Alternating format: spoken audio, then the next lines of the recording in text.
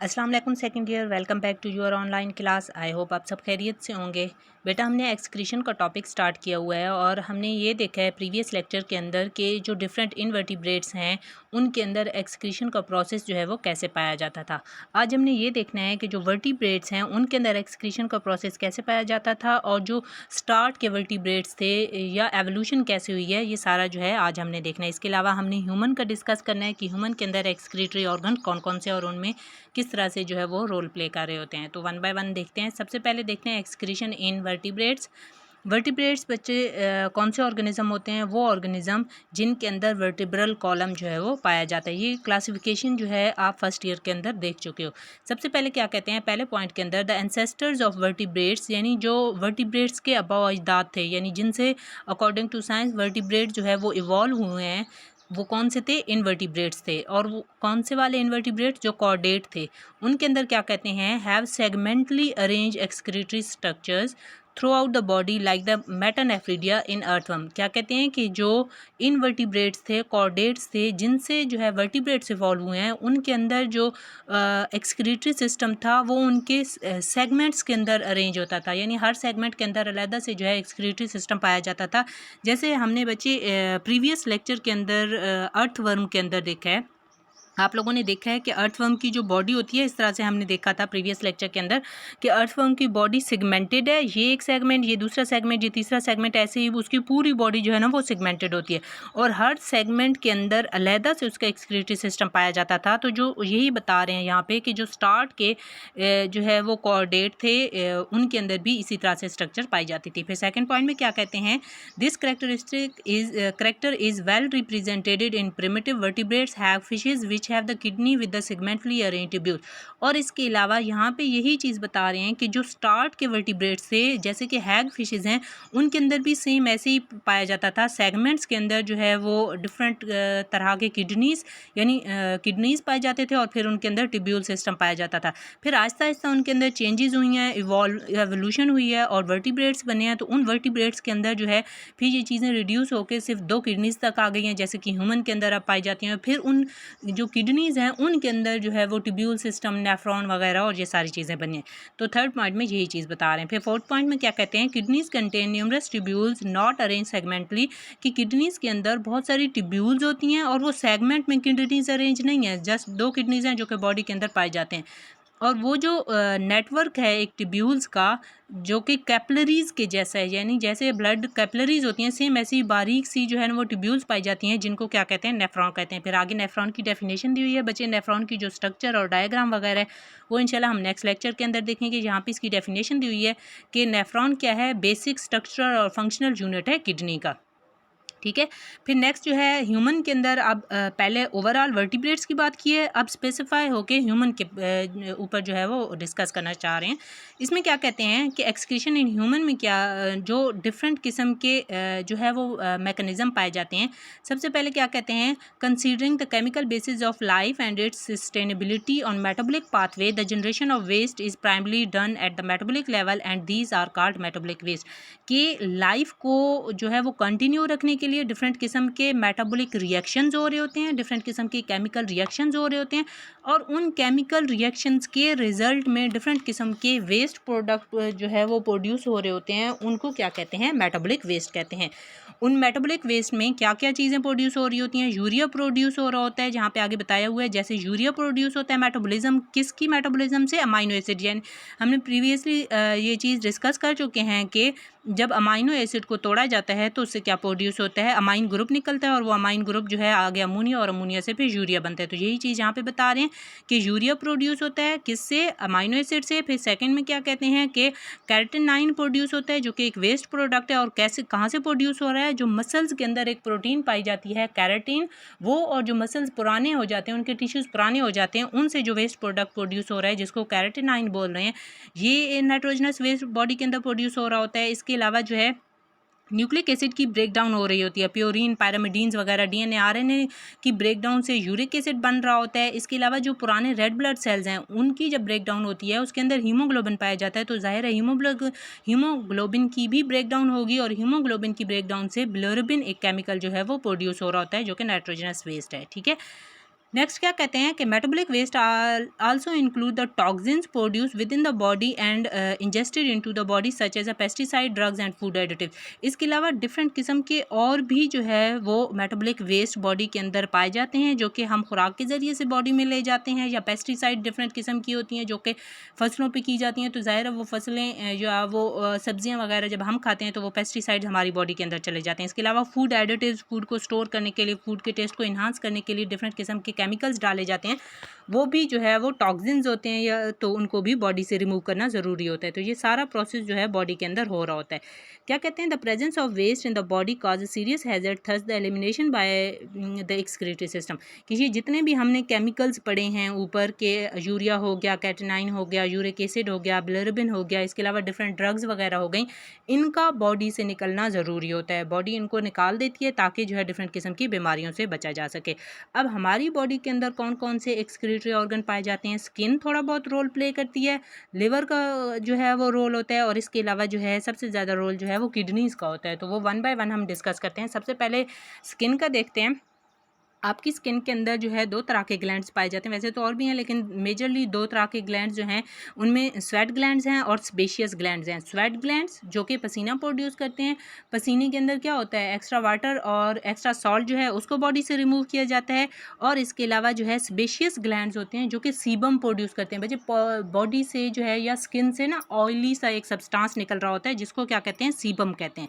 ठीक है, तो ये सीबम क्यों प्रोड्यूस होता है कि बॉडी पे कोई भी जर्म आके अगर जो है वो अटैक करता है तो वो उससे प्रोटेक्ट करने के लिए, इसके अलावा बॉडी को जो है वो हाइड्रेट करने के लिए भी जो है, और बॉडी को मॉइस्चर करने के लिए भी जो है ये रोल प्ले कर रहा होता है। तो ये जो 2 ग्लैंड हैं, स्वेट ग्लैंड और सेबेशियस ग्लैंड, जो कि स्किन के अंदर मौजूद होते हैं, इनका रोल होता है, यानी ये एक्सक्रीटरी ऑर्गन के तौर पे एक्ट कर रहे होते हैं, सॉल्ट और वाटर को रिलीज़ कर रहे होते हैं और सीबम को रिलीज़ कर रहे होते हैं। इसके अलावा जो है लिवर का रोल बताया हुआ है कि लिवर जो है बहुत ज़्यादा इंपॉर्टेंट रोल प्ले करता है मेटाबॉलिज्म में, यानी बॉडी के अंदर जो डिफरेंट किस्म के रिएक्शंस हो रहे होते हैं वो लिवर के अंदर हो रहे होते हैं। सेंट्रल क्लियरिंग हाउस है बॉडी का, इसके अंदर बहुत सारी जो है चीज़ों की रिसाइकलिंग भी हो रही होती है, स्टोरेज भी हो रही होती है, इसके अलावा कन्वर्जन भी हो रही होती है, और बहुत सारी चीज़ें सिंथेसाइज भी हो रही होती हैं, इवन कि बहुत सारी चीज़ें डिटॉक्सिफाई भी हो रही होती हैं। ये वन बाय वन हम सारी चीज़ें देखेंगे। नेक्स्ट क्या कहते हैं, therefore the liver play a pivotal role in the homeostasis, यानी इंपॉर्टेंट रोल है लिवर का होम्योस्टेसिस में, बॉडी की कंडीशन को मेंटेन रखने के लिए लिवर बहुत ज़्यादा इंपॉर्टेंट रोल प्ले कर रहा होता है। नेक्स्ट क्या कहते हैं कि लिवर इसके अलावा किडनीज़ की भी हेल्प कर रहा होता है एक्सक्रीशन या यूरिन वगैरह की प्रोडक्शन में। डिफरेंट किस्म के केमिकल्स हैं जो पॉइजन्स हैं उनको डिटॉक्सिफाई करने के लिए भी यूज़ हो रहा होता है।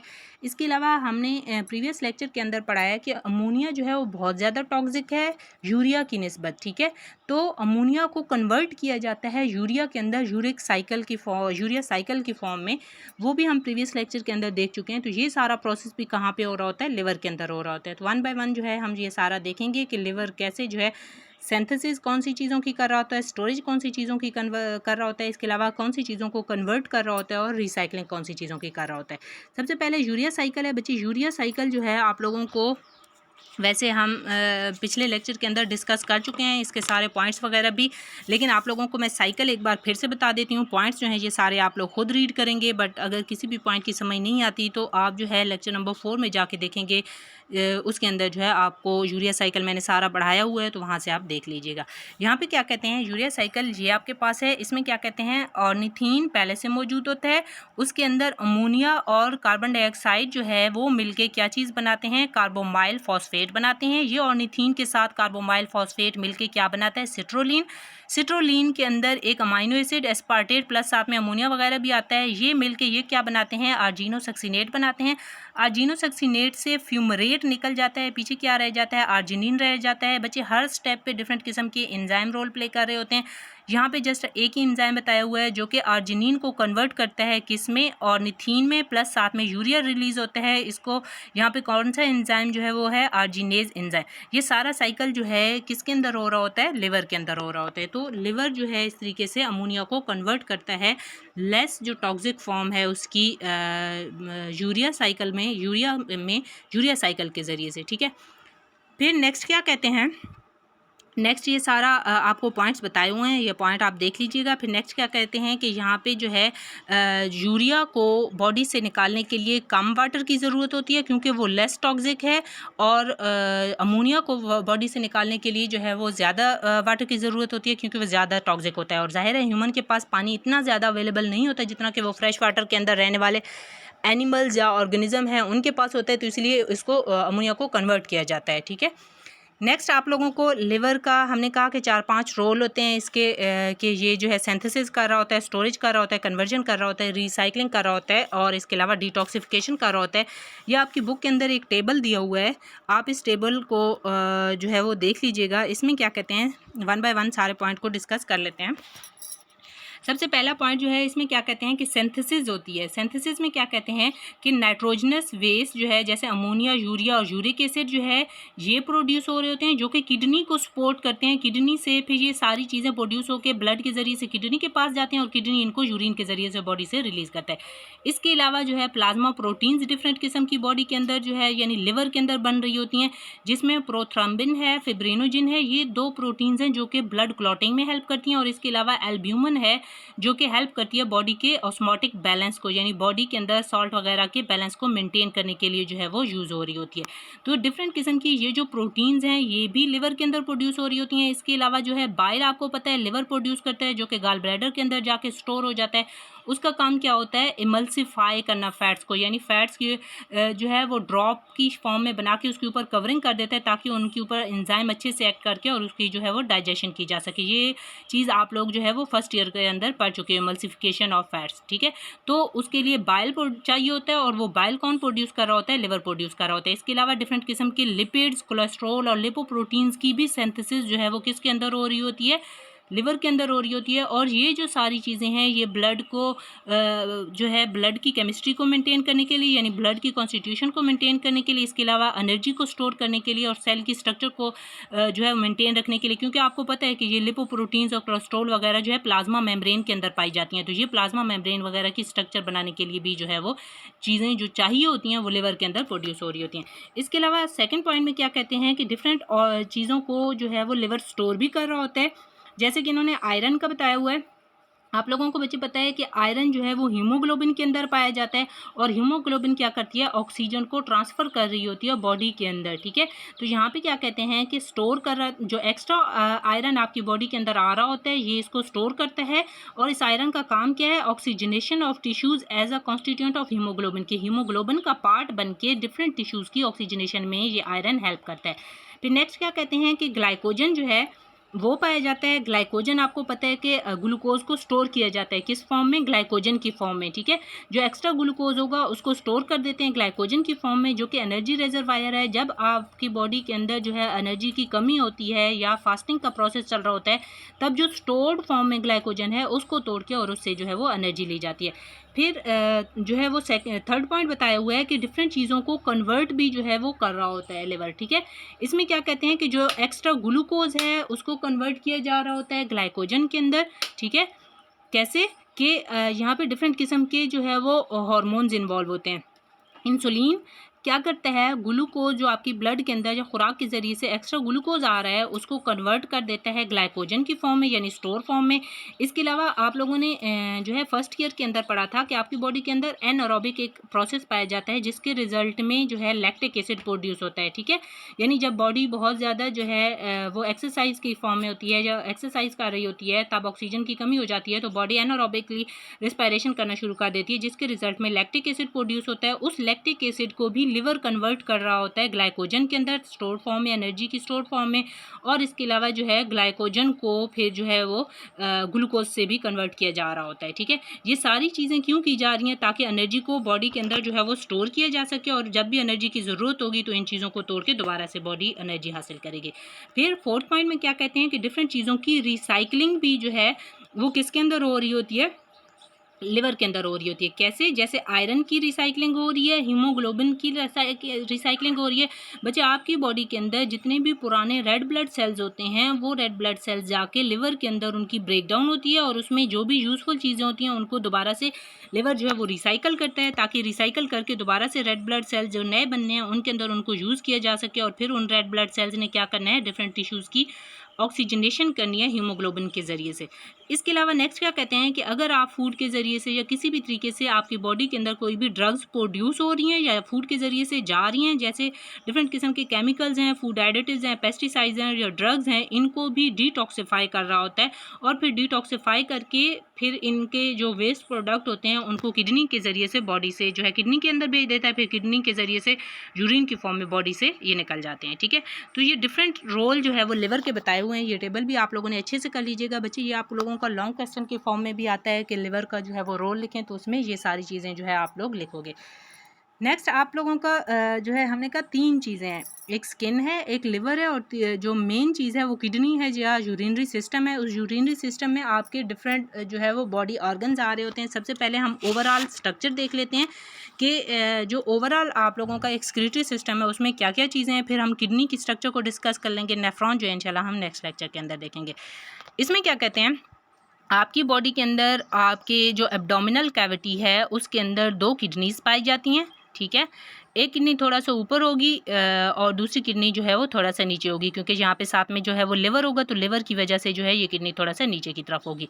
ठीक, इसके अलावा 2 किडनीज़ हैं, बीन शेप की होती हैं, उनसे 2 ट्यूब्स निकल रही होती हैं जिसको यूरेटर कहते हैं। जितना भी यूरिन ने बनना होता है वो सारा किडनी के ज़रिए से या किडनी के अंदर बन रहा होता है, यानी ब्लड की जो प्यूरिफिकेशन है या ब्लड की क्लियरिंग है वो सारी कहाँ पे हो रही होती है, किडनी के अंदर हो रही होती है। यूरेटर का काम जस्ट क्या है, जो यूरिन बना है उस यूरिन को यूरिनरी ब्लैडर के अंदर तक लेके आना। ठीक है, आपके अक्सर एमसीक्यूज़ बन जाते हैं कि यूरेटर कहाँ पे पाया जाता है, किडनी के बाद है या यूरिनरी ब्लैडर के बाद है या कहाँ पे है ये, या कितने जो है वो यूरेटर पाए जाते हैं। तो 2 यूरेटर हैं, हर किडनी से जो है वो 1 यूरेटर निकल रहा होता है। दोनों यूरेटर के एंड पे जो है स्फिंक्टर्स लगे होते हैं जिनको यूरेटर ऑरिफाइज कहते हैं।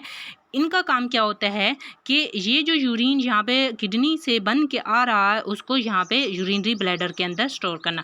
यूरिनरी ब्लैडर फिर आ जाता है, ये बैग लाइक एक स्ट्रक्चर है। इसका काम क्या होता है कि कुछ टाइम के लिए ये यूरिन को स्टोर कर देता है। जब ये फिल होना शुरू हो जाता है, जब ये फिल हो जाता है तो फिर आपके जो है वो बॉडी सिग्नल भेजती है कि अब इसको खाली करना है, तो फिर यूरेथ्रा के थ्रू जो है इसको बॉडी से रिलीज़ कर दिया जाता है यूरिन को। ठीक है, ये ओवरऑल स्ट्रक्चर है जिसमें क्या है, 2 किडनीज़ हैं, यूरेटर है, इसके अलावा यूरिनरी ब्लैडर है और यूरेथ्रा है। ठीक है, यहाँ पे भी बच्चे जहाँ पे यूरिनरी ब्लैडर और यूरेथर है यहाँ पे भी जो है एक स्फिंक्टर पाया जाता है जिसको बॉडी कंट्रोल कर रही होती है कि कब इसने ओपन होना है और कब इसने जो है वो क्लोज होना है। इसके अलावा यहाँ पे ब्लड वेजल्स दिखाई हुई हैं। रीनल वर्ड जो है बच्चे किडनी के लिए यूज़ किया जाता है। जहाँ भी वर्ड रीनल होगा इसका मतलब है किडनी की बात की जा रही है। तो रीनल आर्टरी वो आर्टरी है जो कि किडनी की तरफ, यहाँ पे दोबारा से देखें कि रीनल आर्टरी क्या है, जो कि ऑक्सीजनेटेड ब्लड दोनों किडनीज़ की तरफ लेके आ रही होगी। फिर वहाँ पे जो है वो जो डीऑक्सीजनेटेड ब्लड होगा उसको जो वापस वेन लेके जा रही है उसको क्या कहते हैं, रीनल वेन कहते हैं। ठीक है, तो रीनल आर्टरी जो ऑक्सीजनेटेड ब्लड को लेके आ रही है और रीनल वेन जो कि डीऑक्सीजनेटेड ब्लड को लेके जा रही है। एरोज़ की फॉर्म में मैंने आपको शो भी कराया हुआ है। ठीक है, ये सारी स्ट्रक्चर आप देख लीजिएगा। नेक्स्ट क्या कहते हैं, किडनीज़ का बताया हुआ है, कितने किडनीज़ हैं, बॉडी के अंदर 2 किडनीज़ पाए जाते हैं। फिर नेक्स्ट क्या कहते हैं कि किडनीज़ के अंदर जो है छोटी छोटी स्ट्रक्चर्स पाई जाती हैं, जो उसका यूनिट है स्ट्रक्चरल और फंक्शनल यूनिट मिलियंस की फॉर्म में पाए जाते हैं जिसको नेफ्रॉन कहते हैं। फिर नेक्स्ट जो है क्या कहते हैं, रीनल आर्टरी जो है अभी आपको बताया है, जो कि किडनी की तरफ जो है वो ब्लड को लेके आ रही होती है और ब्लड को वापस लेके जो जा रही होती है उसको जो है वो रीनल वेन कहते हैं। नेक्स्ट पॉइंट में क्या कहते हैं कि किडनी जो है एफिशिएंट बॉडी है, इसके अंदर टोटल जो पूरी बॉडी का अगर वेट देखें और उसका किडनी का देखें तो जस्ट पूरी बॉडी का 1% जो है वो किडनी पर मुश्तमिल होता है, यानी 1% किडनी है, बाकी जो है 99% और बाकी बॉडी है। लेकिन अगर हम इसका काम देखें तो एक टाइम पे ये बॉडी का 20% ब्लड जो है एक हार्ट बीट में ये क्लियर कर रही होती है, उसको रिसीव करके और उसकी जो है वो क्लैरिफिकेशन वगैरह कर रही होती है, उसको से वेस्ट मटेरियल को निकाल रही होती है।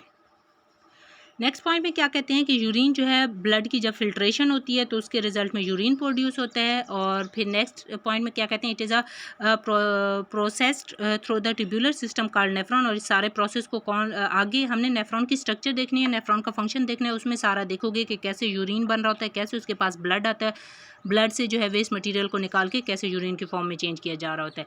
नेक्स्ट क्या कहते हैं कि इस यूरिन को यहाँ पे एक कैविटी के अंदर स्टोर किया जा रहा होता है। ये यहाँ पे ना बच्चे आपको किडनी की स्ट्रक्चर बता रहे हैं। अगर हम ओवरऑल किडनी की स्ट्रक्चर देखें थोड़ा सा, तो यहाँ पे देखें किडनी जो है उसके ऊपर एक कवरिंग सी होती है जिसको कैप्सूल कहते हैं, रीनल कैप्सूल भी वैसे इसको कहते हैं। फिर इसके बाद इसके 3 हिस्से हैं, एक है कॉर्टेक्स जो बिल्कुल बाहर वाला हिस्सा है, ठीक है, इसको क्या कहते हैं, कॉर्टेक्स। फिर सेंटर वाला हिस्सा है जिसके अंदर ये पायरामिड्स पाए जाते हैं, इस हिस्से को कहते हैं मेडुला। ये पूरा रीजन क्या कहलाएगा, मेडुला कहलाएगा। और ये जो आपको यहाँ पे पायरामिड्स की फॉर्म में नज़र आ रहे हैं, इनको क्या कहते हैं, पायरामिड्स कहते हैं, ठीक है। ये रीजन क्या है, मेडुला है। फिर इसके सेंटर के अंदर जो है ये एक रीजन पाया जाता है जिसको क्या कहते हैं, पेल्विस कहते हैं। यहाँ पे ये सारा जो है नेफ्रॉन वगैरह और वो सारी चीज़ें मौजूद होंगी। यहाँ पे यूरिन बनेगा और यूरिन को उस यूरिन को फिर जो है यहाँ पे आके पोर कर दिया जाता है किसके अंदर, पेल्विस रीजन के अंदर। और फिर यहाँ से यूरेटर की फॉर्म में उसको आगे यूरिनरी ब्लैडर के अंदर जो है वो भेज दिया जाता है। इसके अलावा यहाँ पे आपको रीनल आर्टरी और रीनल वेन्स भी दिखाई हुई हैं, ठीक है। तो ये ओवरऑल किडनी की जो है वो बता रहे हैं कि जब डिफरेंट जो है नेफ्रॉन्स वगैरह से ब्लड की क्लियरिंग वगैरह हो जाती है तो उससे जो है फिर नेक्स्ट क्या बनता है, यूरिन बनता है। और वो यूरिन को कहाँ पे स्टोर किया जाता है, पेल्विस के अंदर स्टोर किया जाता है। फिर यूरेटर है, यूरेटर 2 ट्यूब्यूल्स हैं जो कि किडनी से निकल रही होती हैं और वो ट्यूब्यूल्स फिर वहाँ से आगे जाके यूरिनरी ब्लैडर के अंदर उसको स्टोर कर लेती हैं। और यूरिनरी ब्लैडर क्या है, बैग लाइक स्ट्रक्चर है जो कि आगे बॉडी के अंदर कुछ टाइम के लिए यूरिन को स्टोर करेगा और फिर उससे बॉडी के थ्रू जो है वो यूरेथ्रा के फॉर्म से निकाल देगा। यूरिनरी ब्लैडर के बारे में क्या कहते हैं, the ureter of both the kidney opens in a urinary bladder through a sphincter called ureteral orifice. बच्चे यहाँ पे मैंने आपको डायग्राम के अंदर भी बताया है कि यहाँ पे यूरेटर जो है यहाँ पे ओपन होते हैं, यहाँ पे जो है मसल्स एक पाए जाते हैं जिनको क्या कहते हैं, या स्फिंक्टर्स पाए जाते हैं जिनको क्या कहते हैं, यूरेटरल ऑरिफिस। इनका काम क्या होता है कि यूरेटर यहाँ से यूरिन को लेके इसके अंदर आके ओपन होके इसके अंदर यूरिन को स्टोर करते हैं। फिर नेक्स्ट जो है नेक्स्ट पॉइंट के अंदर क्या कहते हैं कि यूरेथ्रा है। यूरेथ्रा का क्या काम है, urine leave the urinary bladder through the urination through a urethra. के यूरेथ्रा वो पॉइंट है जहाँ से जो है वो यूरिन बॉडी से रिलीज़ होता है। और फीमेल के अंदर जो है ये वेजाइना के नज़दीक और मेल के अंदर पेनिस के थ्रू जो है इसको बॉडी से रिलीज़ किया जाता है। फिर नेक्स्ट क्या कहते हैं कि इसके अंदर भी जो है यूरेथ्रा के अंदर भी स्फिंक्टर्स पाए जाते हैं, स्पेशल किस्म के मसल्स पाए जाते हैं जो कि इसको कंट्रोल करते हैं कि कब जो है बॉडी से यूरिन ने रिमूव होना है। फिर यहाँ पे मैंने आपको इन मसल्स के बारे में बताया है यहाँ पे, ठीक है, इस डायग्राम के अंदर कि यहाँ पे जो है ये स्फिंक्टर्स पाए जाते हैं जो कि इस यूरिनरी ब्लैडर जब फिल हो जाता है तो उसको बॉडी से रिलीज़ करने के लिए इन मसल्स को ओपन कर दिया जाता है। बच्चे ये जो है आपका लेक्चर यहाँ पे ख़त्म होता है। इसके अंदर जितने भी पॉसिबल शॉर्ट क्वेश्चन हैं उनको अच्छे से कर लीजिएगा, जितने भी लॉन्ग क्वेश्चन इसमें बनते हैं वो बच्चे आप लोग देख लीजिएगा, डायग्राम्स की प्रैक्टिस कर लीजिएगा। अगर कोई भी चीज़ समझ नहीं है कमेंट सेक्शन के अंदर पूछ लीजिएगा या जो है मुझे इनबॉक्स कर दीजिएगा। और नेक्स्ट जो है हम इंशाल्लाह नेक्स्ट लेक्चर के अंदर नेफ्रॉन की स्ट्रक्चर पढ़ेंगे कि नेक्स्ट नेफ्रॉन की जो है किस तरह की डायग्राम होती है, उसमें जो है वो कौन कौन सी स्ट्रक्चर्स पाई जाती हैं और उसके अंदर यूरिन की फॉर्मेशन कैसे हो रही होती है। ओके, अल्लाह हाफिज़।